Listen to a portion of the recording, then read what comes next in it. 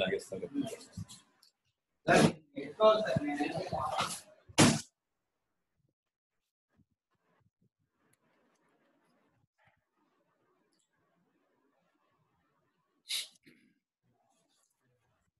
good morning, my dear students.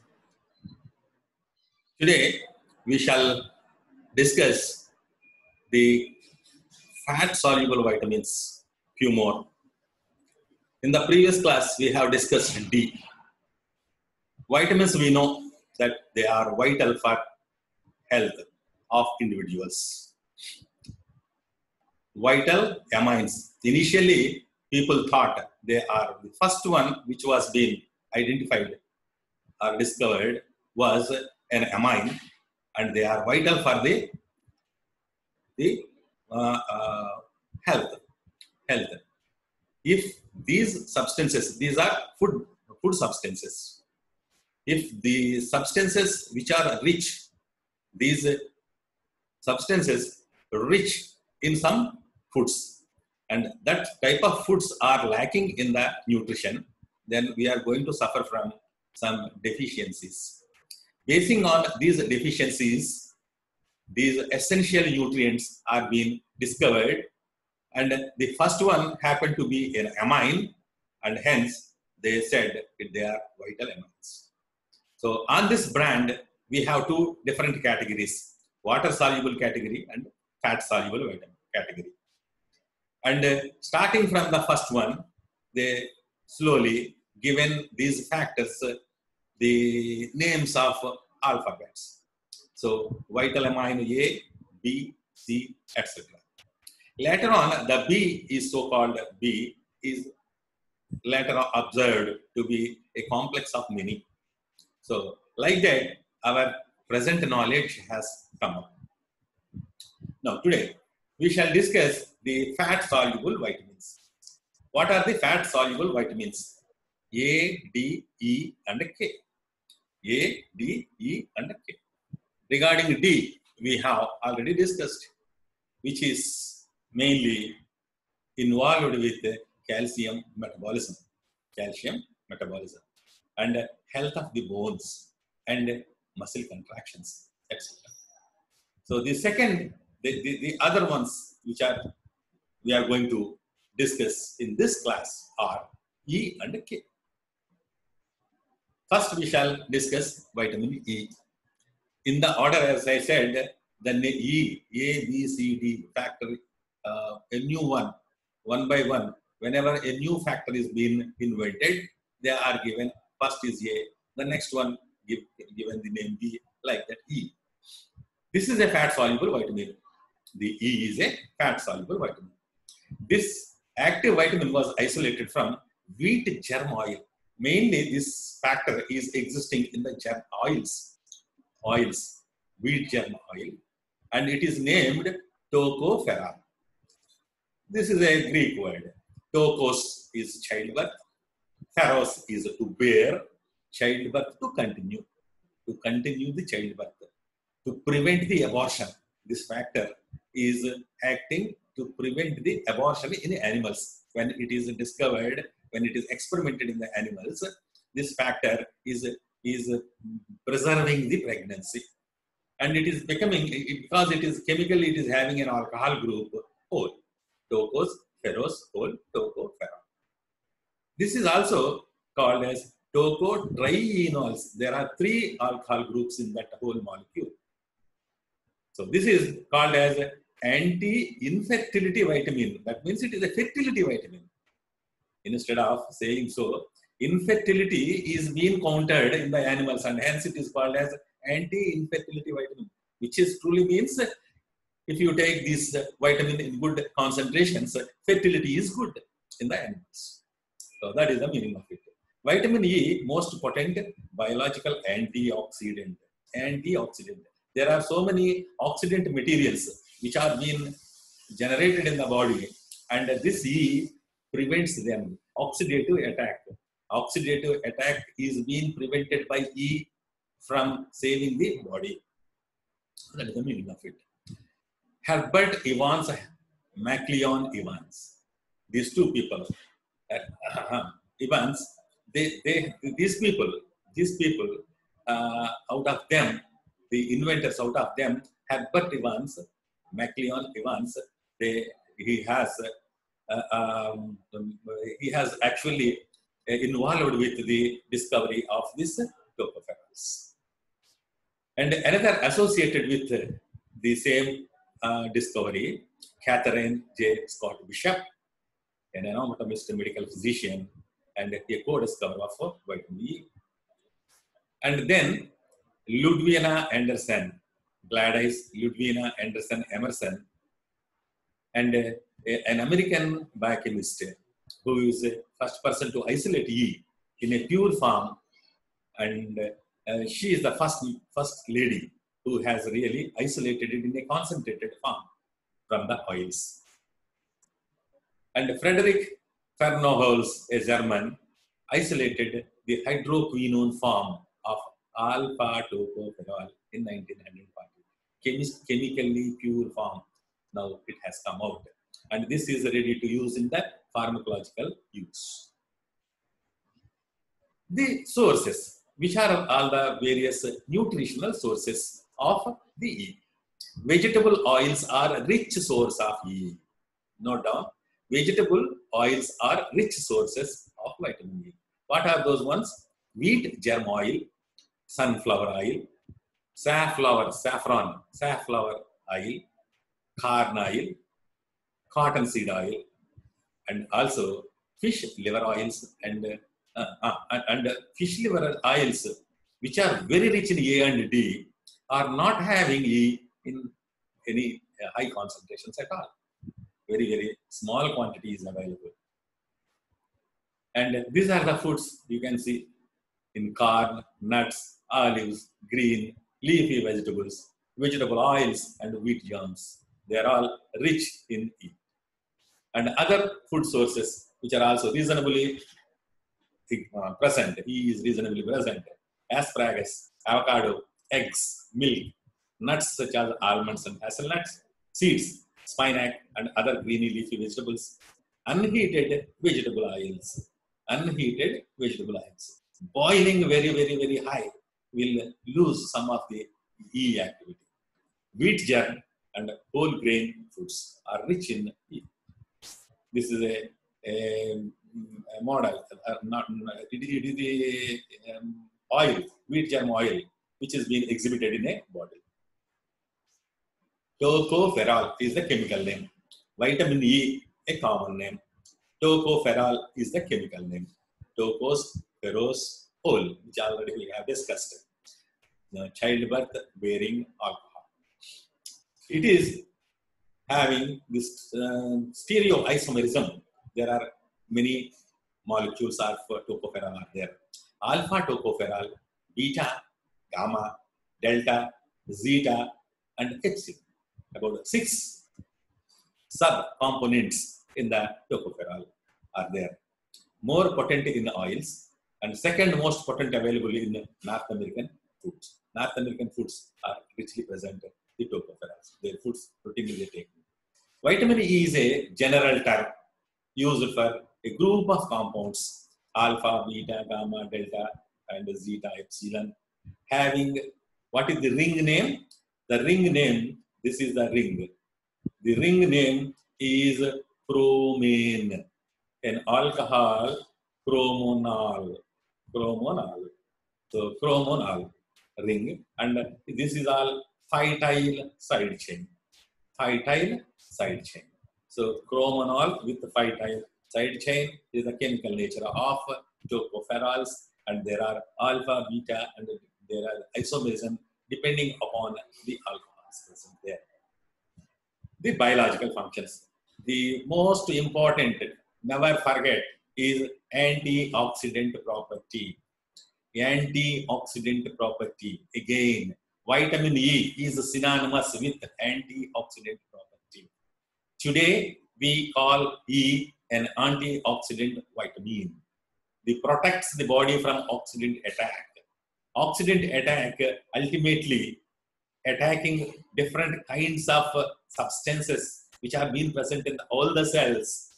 Let it be unsaturated fats, let it be various nucleic acid, DNA, and this oxidant material which has been generated is going to attack them, and they change the nature, function, and then ultimately diseases and the cancerous properties will be occurring due to this modification of oxidant materials on the cellular molecular components. This will be prevented by E. This will be prevented by E. So this is antioxidant property. So this is the most important functional aspect of vitamin E. Removal of free radicals. So the oxidants are free radicals. They oxidizes various substances which they come across. Vitamin E is involved in removal of free radicals from the cells and prevents their peroxidative effects on unsaturated lipids of membranes, and thus helps maintain integrity of cell membrane. The most important. Vitamin E prevents peroxidation. Vitamin E, alpha tocopherol. Alpha tocopherol mainly is the group leader. So we call vitamin E means alpha tocopherol. Even though others do have the vitamin E capability, they do the function of vitamin E. Reacts with the lipid peroxide radical formed by peroxidation of polyunsaturated fatty acids before they can establish a chain reaction, acting as free radical trapping antioxidant. Those free radicals which are generated in the body are immediately been trapped on vitamin E molecule, and hence it is called as a free radical trapping antioxidant. There are, along with E, there are other antioxidants also, but this is the group leader. Vitamin E is the group leader for antioxidants. So this tocoperoxy free radical, that is when free radical comes, it takes up and it swallows it into it, something like that. And then tocoperoxy free radical is been product that is been formed, which is harmless. And formed in the process is relatively unreactive, harmless, ultimately forms a non-radical compound. And this, usually, the tocopheroxyl radical is reduced back to alpha tocopherol, again by the reaction with vitamin C. Vitamin C joins this material, and then it reduces it. The dehydro vitamin C is vitamin C. The reduced form is an active form, and this reduced vitamin C is this oxidized one will be bring back to a reduced form. So using this reductive power of vitamin C, dehydroascorbic acid will reduces this one, that is tocopherol, reduces the tocoperoxy free radical, will become again tocopherol. And the vitamin C is also vitamin C may be using it. Vitamin C may be doing this process, or occasionally the reduced glutathione also can bring back the tocoperoxy free radical to tocopherol. So it is coming back to normal state by action of reduced vitamin C or reduced glutathione. What are those oxidative radicals? This is a short notes again. You see, what are those oxidative radicals which are generated in the body? Superoxide anion radical, hydroperoxyl radical.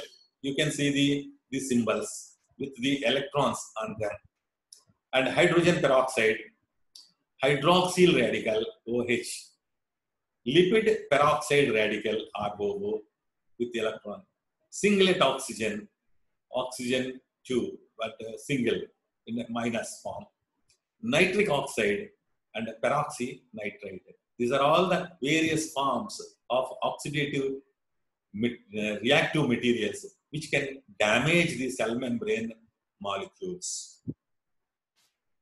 These are all the conformation, electronic configurations are given: superoxide, hydroxyperoxide, hydroxyl, hydrogen peroxide, oxygen singlet, hydroxyl ion, etc. How they are arranged orbital forms. And the mechanism is that the cell membrane is there, is damaged by the free radicals. And then what will happen? This comes in the rescue. Then PUFA, polyunsaturated fatty acid, unsaturated fatty acids, when they are free radical is attacked, initiation of a chain reaction called fatty acid, polyunsaturated fatty acid OO, that is peroxyl free radical is formed. The oxygen and free radicals ultimately the changing the normal polyunsaturated fatty acids to peroxy unsaturated fatty acid, and this is becoming peroxyl free radical, a free radical. Now this free radical is going to damage further, but what will happen? This further progression is being prevented by tocopherol's attack.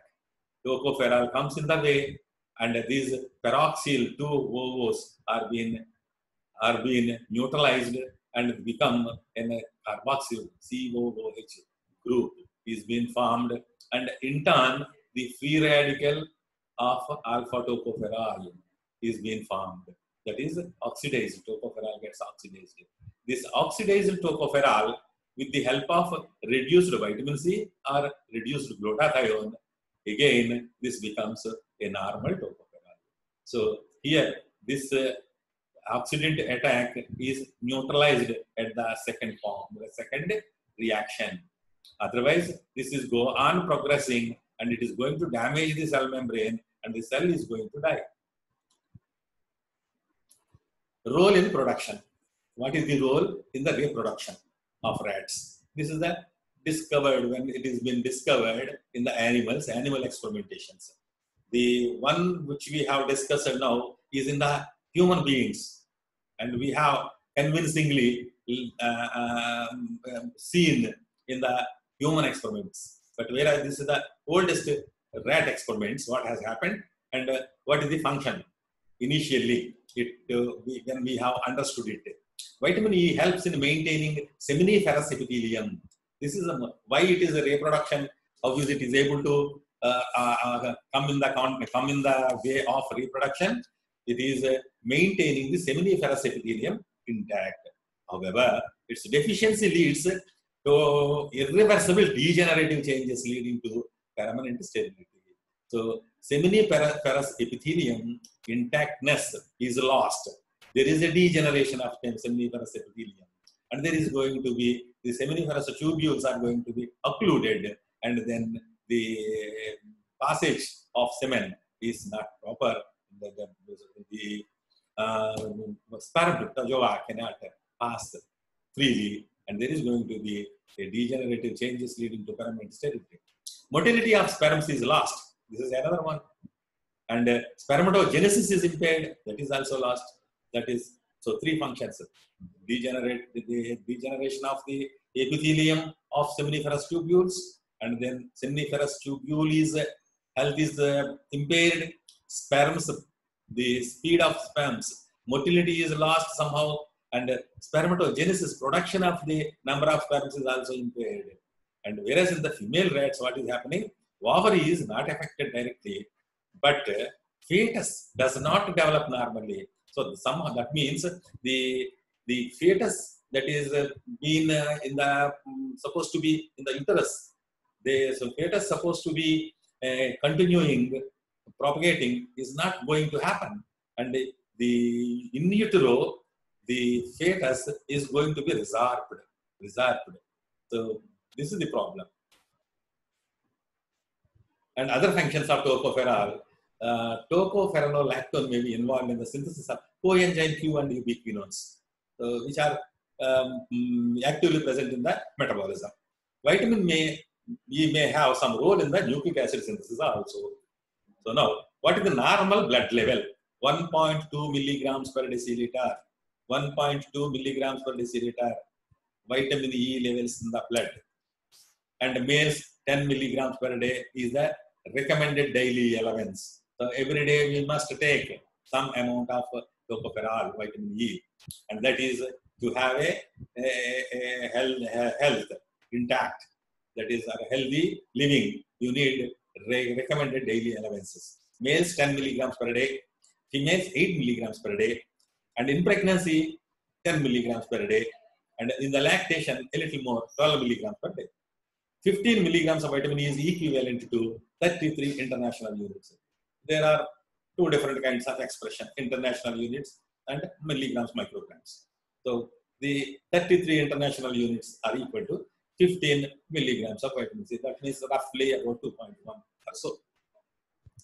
The requirement increases with the higher intake of PUFA, polyunsaturated fatty acids. Suppose if you are taking a lot of polyunsaturated fatty acids in your diet, then it is to be the vitamin E also should be added a little more.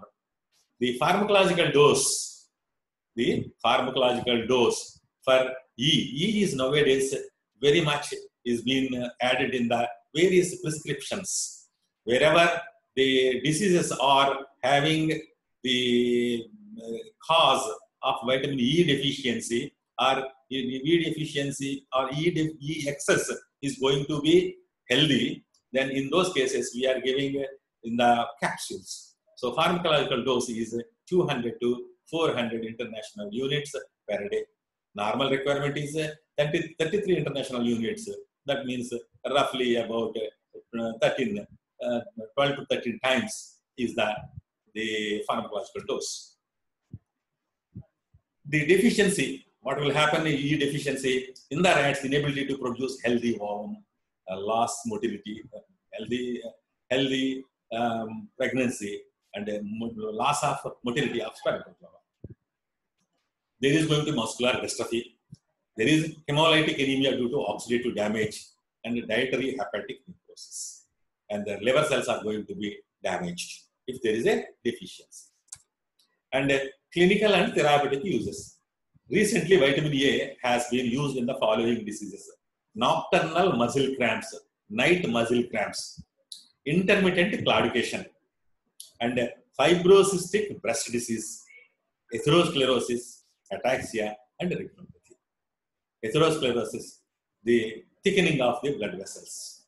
Fibrocystic breast disease. In the breast, there are going to be fibrotic changes. Small nodular appearances can happen, which have to be removed surgically. So retinopathy, the retina is going to be damaged. Ataxia, walking defects. So this is about E, and now we shall discuss about vitamin K. K, E and K. K stands for coagulation. Danish word. Netherlands is called, otherwise called Danish land. Danish, the country, Netherlands, is also called Danes. In the Danish language, the language is Danish. Coagulate, K-O-A, they write it that way, and hence it is given the name related to coagulation.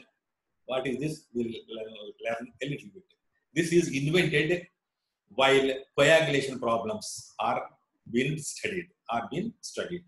So now, the man who has invented is Karel Peter Hendrik Dam. Dam, his name, is a Netherlands person, Danish man, and he has really invented this first principle. The principle and the vitamin K, called it K because it is it is something to do with the coagulation. And if this is not there, coagulatory mechanism is going to be weaker. That means there is going to be bleed more. And along with that, another important person, Doisy. So Dam and Doisy both are behind the invention of coagulation. He received the Nobel Prize. Dam and Doisy received the Nobel Prize for this vitamin K invention and the discovery of K, coagulation, vitamin in Germany and in the Netherlands as well. Its chemical structure. And chemistry. It occurs in this vitamin occurs in three forms chemically: vitamin K1, K2, K3. They are the forms, and the chemical names are phylloquinone, vitamin K1, K2, menaquinone, phylloquinone, menaquinone, vitamin K3, menadione. So quinone, they have a quinonic structure in their structural formula. So, but 3, vitamin K3, menadione, is mainly has come out of synthetic form from the synthesis of various chemically. This is the synthesized one is given the name vitamin K3. So therapeutically, in the treatment purpose, the most commonly used is K3 menadione because it can be synthesized. These have to be extracted from the natural sources, which will be tedious, and chemical synthesis is always comfortable to synthesize larger quantities. The structures, let us see. See again, this vitamin K. This is having isoprenes, various isoprenes, a quinone ring, benzoquinone ring, a naphthoquinone ring, a methyl substitution, and isoprene units. 1, 2, 3, 4 isoprene units. And this is what is phylloquinone. This is menaquinone. Orientation is different, whereas K3, menadione. This is the smallest of the 3. Where are they available? Mainly green leafy vegetables, green plants, the lettuces, cabbages. What is phylloquinone? Whereas menaquinone mostly is being synthesized in the gut by the bacteria. So GIT bacteria are having capability to synthesize some amount of vitamin K, and this is in the form of K2, that is chemically menaquinone. So nutritionally it is the phylloquinone, and it is synthesized in the body, in the gut as menaquinone, phylloquinone, menaquinone. And what is being synthesized outside in the pharmacy, or rather in the laboratory, and then used as the capsules for the vitamin K deficiency purpose or some other reasons, and as a coagulatory mechanism to improve it. This vitamin K3 menadione form, chemical form, which is an injectable form. Mainly. Absorption and storage. Absorption of vitamin K occurs in the intestine along with chylomicrons. So, because it is synthesized by the bacteria, as I said. Bile salts are required for the normal absorption, naturally, because it is fat. The vitamin K may be derived from diet or intestinal bacterial synthesis, just now we have discussed. It is stored in the liver, usually the fat-soluble vitamins, normal, but except E. It is not much stored. It is also present in the liver, but it's not much stored. Whereas this follows the rule.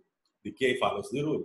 The fat-soluble vitamins stores A stored in the liver, D stored in the liver, as well K stored a little bit. Transported in plasma along with the beta-lipoproteins. So when need is there, it is transported in the beta-lipoproteins. So absorption, small intestine, storage, liver and adipose tissue as well, and excretion through the bile. It follows the lipids, the cholesterol, like cholesterol, a little bit. It can be excreted out. What are the physiological effects of vitamin K? This is the most important thing. Vitamin K serves as an essential cofactor for an important enzyme called carboxylase enzyme. This is a special carboxylase, not a routine carboxylase which we see in the fatty acid metabolism. But here, nor even in the gluconeogenesis, there are also a carboxylase, not that one. But this carboxylase is a different carboxylase, adds a carboxyl group to an existing glutamic acid. Existing glutamic acid in a protein, peptide bond, CHNH, and then this is the amino acid. One carboxyl group is in the peptide synthesis, and then other side there is a carboxyl group, because glutamic acid is having 2 carboxyl groups. One is participating in the synthesis of peptide bond, and another is free. And this carboxyl group is attached to the gamma carbon. So hence it is called as a gamma carboxyl group. One more gamma carboxyl group is attached at this gamma carbon of glutamic acid. Again, gamma carbon of glutamic acid gets one more carboxylic group. So normally glutamic acid 2 carboxyl groups. Now after modification it gets another carboxyl group also. And hence this addition is done by an enzyme carboxylase. And this needs vitamin K that catalyzes carboxylation of glutamic acid residues on vitamin K dependent proteins. And these proteins are dependent on vitamin K. And vitamin K cofactor for this carboxylase. Then from the carbon dioxide and a hydrogen ion from the plasma, and then this one carboxylic group, COOH group, is added at this gamma carbon. So vitamin K dependent glutamyl carboxylase, now we call it this way. And now it adds another carboxyl group. So you see, here is a carboxyl group, here is a carboxyl group, and the carboxyl group of its own alpha carboxyl group is in bonding with the next amino acid as a peptide linkage. Now these proteins which are dependent on vitamin K for carboxylation, okay, there are three kinds. One is certain proteins in the coagulation, certain proteins in the bone matrix. For the bone mineralization purpose, they will be useful. And cell growth factors, some proteins are cell growth factors. So all these three kinds of ones. So and hence vitamin K is needed for good coagulation, good mineralization, and good healthy cell growth. So vitamin K is important for these three functions. In the coagulation, what is happening? Let us see. The transformation of liquid blood into solid gel. What is coagulation? When there is a cut in the body, then blood will be oozing out, coming out, and that means it is in the fluid form. This fluid form has to be jellified, or slowly it should be solidified, jellified and solidified. And for that purpose, what is needed is three components. You have seen a building construction. In the building construction, they have gravel, that is from the stones, and the second is the sand, which is a little small, very smaller grains, and a very, very smooth and very powdery cement. You have three. What is happening? The stones are taken, sand is mixing up with, and then cement is being mixed up with this, and what is going to happen is concrete. Here also same. Cells, all the cells. What are all the cells? The white cells and red cells, which are larger ones. They all are gravel. And platelets is the sand. And then these proteins of coagulation, which are to be compared with the cement. Here, what are being present? There are certain proteins called as prothrombin and fibrinogen. This fibrinogen, in the last phase, it becomes fibrin, which is an insoluble mesh. So this meshing is otherwise cement getting hardening and making the sand and gravel becoming a concrete.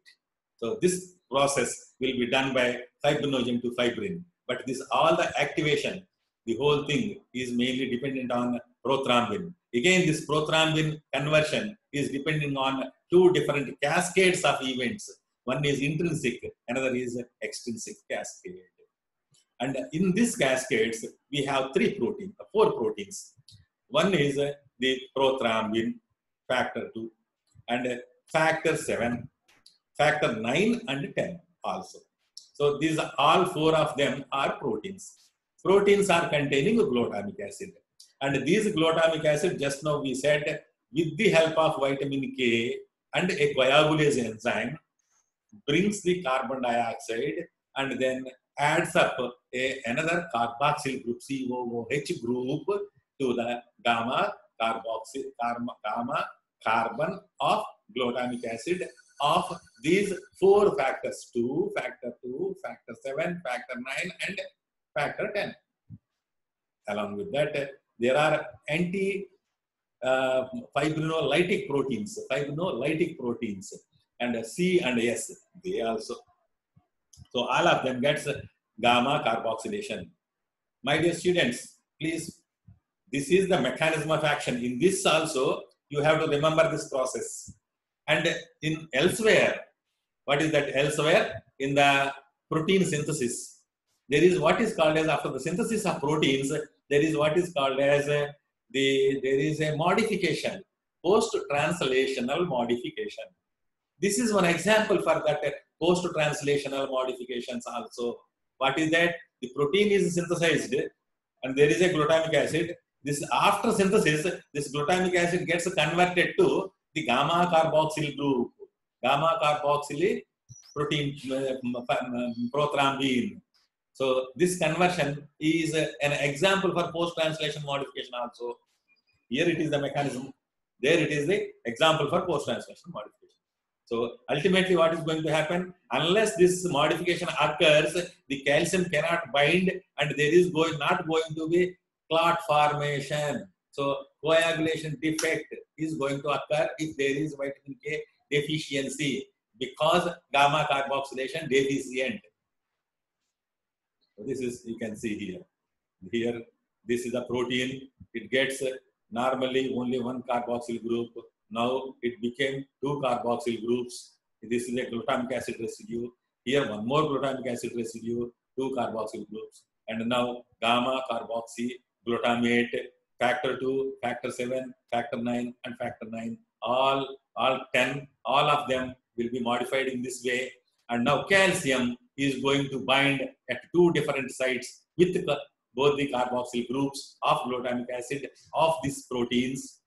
And then on the other end, the platelets ends are having membranes. And these membranes will be linked to the calcium. So platelet to that of this protein with the calcium binding, there is going to be a concrete. So this is how it is formed. Vitamin K dependent coagulation. Certain clotting factors, proteins require calcium to bind for activation. Calcium can only bind after gamma carboxylation of specific glutamic acid residues in these proteins. That's what I explained. The reduced form of vitamin K2, vitamin KH2, acts as a cofactor for this carboxylation reaction. So reduced form of K. These proteins are known as vitamin K dependent proteins. Factor 2, factor 7, proconvertin, factor 9, thromboplastin component, factor 9, 10, Stewart-Prower factor, protein C and S, and protein Z. These are coagulation, anticoagulation factors, proteins. And extrinsic coagulation, extrinsic coagulation, finally, prothrombin become thrombin, and thrombin acting on the fibrinogen become fibrin clots, clotting occurs. So that is the mechanism. And vitamin K goes into a cyclical form. Vitamin K in the quinol form initially, and when the protein precursor, when the glutamic acid, carbon dioxide, carboxylase, and this is vitamin K gamma glutamyl carboxylase enzyme. And what is going to happen is it gets gamma carboxylated, protein gets gamma carboxylated. And in turn, vitamin K becomes vitamin quinol form becomes epoxide form. This epoxide form, with the help of another enzyme, vitamin K epoxide reductase, number here. And there is what is called as dithiol, is a material which is normally present in the cytosol, is going to join or help in this epoxide reductase, and it becomes disulfide. And in turn, vitamin K epoxide becomes vitamin K quinone, ketone form. And now it has to become an alcohol form again. And there are certain dietary sources also present in this form. And now again, one more enzyme, vitamin K quinone reductase, one more component of the enzyme comes over here. Again, same dithiols, they are acting on this as a coenzymes and becomes a disulfide, and in turn converting vitamin K quinol, the natural form. So now it can participate in another reaction. For this purpose, what is needed is NADPH is needed for this this reconversion of this quinone to the quinol form. And then so this is the vitamin K cycle. And phylloquinone, green leafy vegetables, phylloquinone. Menaquinone is sources. Sources are phylloquinone is in the leafy vegetables, menaquinone in the intestinal bacteria. Intestinal bacterial synthesis meets the daily requirement of vitamin K even without dietary supplement. But when there is an operation and which sterilize the gut, they give some antibiotics to the gut. So all the normal, healthy, important bacteria also will be died because of, will be killed because of these preventive antibiotics in the on the abdominal operations. So in those conditions, you need to supplement the vitamin K. Menadione is the synthetic form. Mainly the menadione injections are being given. And the sources, we can say spinach, asparagus, broccoli, beans, soya beans, eggs, strawberries, meat, fish oils. And the functions, prothrombin mainly, platelet interaction, carboxylated prothrombin contains 2 carboxylated groups. We have already discussed. These groups bind to calcium forming prothrombin calcium complex. The complex then binds to phospholipids on the surface of platelets. The diagrammatic form I have explained, the same one is being written here, converting prothrombin to thrombin, active thrombin, and initiating clot formation. And further important one is synthesis of gamma carboxyglutamate in osteocalcine. This is in the osteoblasts. Osteocalcine is a protein, and this protein also has to be modified like this. Then only what will happen, the calcium can be deposited into the bony tissue. So osteocalcine is a bone protein, may have a role in bone formation and mineralization both. Gamma carboxyglutamate is required for osteocalcine binding to the calcium is present there, deposited there in the form of hydroxyapatite, a complex calcium. And this is being bound by this gamma carboxyglutamate, and the bone will be healthy. The function of bone osteocalcine is stronger.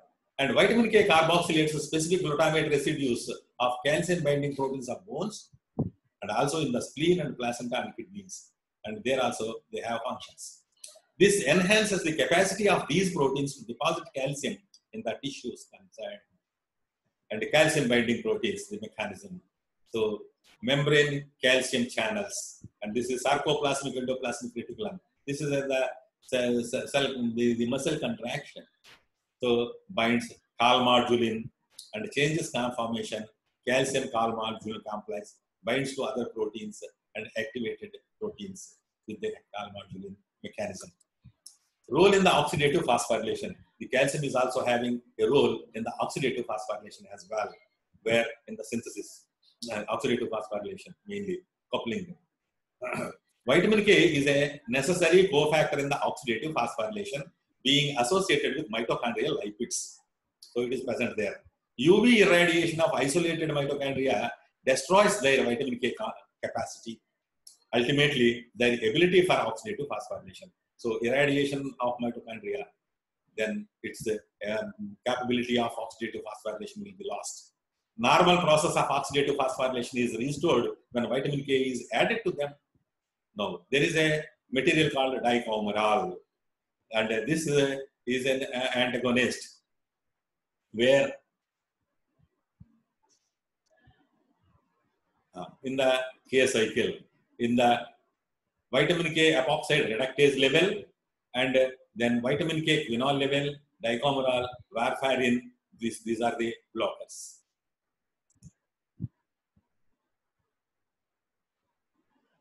Okay. Then, what is the recommended daily allowance of vitamin K? For infants, it is 2 to 2.5. These are the this is needed in the micrograms per day. In the children, 30 to 55, whereas in the men, 120 micrograms, women 90, and the pregnancy and lactation not much. So it is about recommended daily allowance of K. Vitamin K deficiency results in impaired blood clotting and potentially bleeding. K deficiency can result from a lack of vitamin K in the diet disorders that reduces fat absorption. Taking certain drugs, including anticonvulsants, they interfere with this. Use of coumarin, warfarin, anticoagulants, and salicylates, large doses of vitamin E can selectively impair vitamin K absorption and hepatic insufficiency. What are the symptoms of deficiency? Bruising from bleeding into the skin. So small red spots in the skin. Nose bleeds maybe from the nose. Bleeding of the gums of the teeth. Bleeding in the stomach may give a melena. Blood in urine, you may see. Blood in stool, maybe tarry black stool. This is what is melena. Extremely heavy menstrual bleeding for the women. Infants, intracranial hemorrhage may result. Rarely, there is a person with vitamin K deficiency bleeding from nose. K deficiency in the infants. Lipids are, newborns are prone to vitamin K deficiency because vitamin K and lipids are not easily transported across the placental barrier. Prothrombin synthesis in the liver is an immature process because liver cells not completely mature to synthesize these materials in the newborns, especially when premature. Premature is much more likely to get bleeding. The neonatal gut is sterile. This is another reason. And until the gut harbors the bacteria which comes into it from the extraneous food, only when food is able to take